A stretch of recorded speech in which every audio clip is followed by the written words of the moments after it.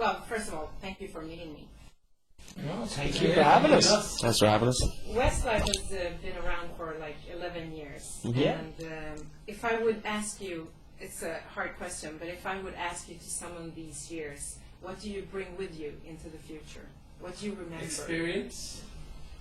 Yeah, that's a good one. A lot of crazy experiences, and when we first went to Indonesia and there was like 5,000 people waiting at the airport, and we had just come fresh out of school in like rural Ireland, performing with Mariah Carey, Diana Ross, doing concerts in front of hundreds of thousands of people. There's Meeting the Pope. Got to sing in front of the Pope. yeah, we performed for the Pope. I mean, that's just literally the first ones that come to our head. It's like 10 years of amazing experiences. So I think we probably learned more after we left school than we learned in school about life and about everything really. Mm-hmm. Have you had any chance, not during the last year when I know that you took a time off for a year, but during the years that you traveled around the world and experienced all these things, did you ever have time to reflect about what you were going through? Not really, no. I think that was one of the main reasons the year off was so important for us, because we had done 10 years of madness. We had 9 albums in 10 years, so it was a lot of traveling around the world, and I kind of missing out on our kind of what our friends were doing back home and just doing normal things. We still got to do it, but we didn't get to do it as much. And I think the year off was a great time to sit back and reflect over our whole career and over our life in general, and kind of make plans for the future. And it gave us a kind of a fresh outlook on life, and I think it made us realise too how lucky we were to be in Westlife. We knew what it felt like not to be in Westlife for a year, and I definitely think we all prefer being in Westlife. And it is a great life, and we love what we do. So it's nice to be back and kind of planning ahead now for the future to make great albums. Those times as well, we were so innocent and so young, and I suppose you felt almost invincible. So you know what I mean? You just took everything for granted. You didn't mean to. You didn't. We were just making up as we were going along and traveling to countries. We obviously never been to, and we came to Sweden. Sweden was like our second home for so long, and we recorded all of our albums here. And we had so many great memories of like Cafe Opera and going and on the river here and playing the Globe a few times, and you only realise then when you take some time off, as Shane said, and you look back over the places you were in and the things you did in those places or the things you didn't do in those places. And that's why I think with this album, as Shane said, it feels like the first album again. It feels like we're back to our best as a band. We're ready to take on as many territories that are going to throw at us this time around. And maybe do it a little bit differently. Do it not as a kid. We're doing it obviously as young men now. So it's inevitably going to be different. Do you think could you say that you needed the year off to appreciate what you were going through? I think we needed a year off more for the fact that we had done 10 years without stopping, and literally we would have maybe a month off here or there, or a few weeks off at Christmas time. So I think we really needed to step out of Westlife, for a while, and be able to have perspective on it again and kind of look in on it and go, right, if we're going to continue it. I think we got pretty unhappy towards the end of the last few years with Westlife because of the music that we were releasing, kind of the way things were being run. Stuff that the everyday people at home, when they hear about Westlife on TV or see a concert, they don't know anything about it. And I think we started getting a little bit frustrated with a lot of them things, and we kind of all felt like the best thing we could have done was to take a year away from it all.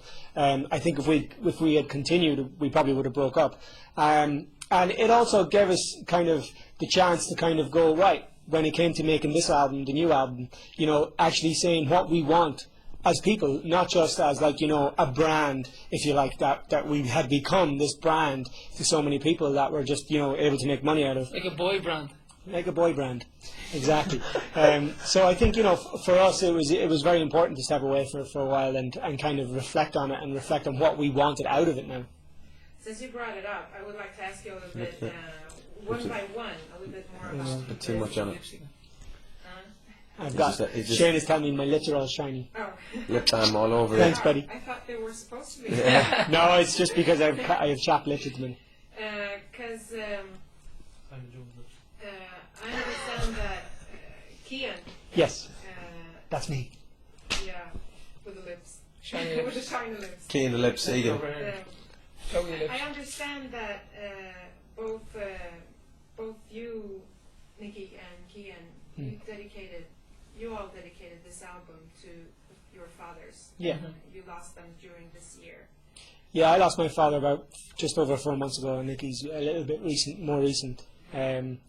I think a kick in the teeth for both of us. You know, obviously, when the year off started, that's when my dad fell ill. So he was ill for quite a long period, and I think that definitely consumed my year off. You know, I mean, I also got married during the year off, but you know, I think no matter what happiness is going on in your life, when a member of your family is very sick, especially your father or your mother, and you know they're going to pass away from it, I think that just overshadowed everything good that was kind of happening. And obviously, you know, it was very different for myself because when my dad passed away, we knew it was coming. Obviously, for Nicky, it was a little bit different, you know. Can you still?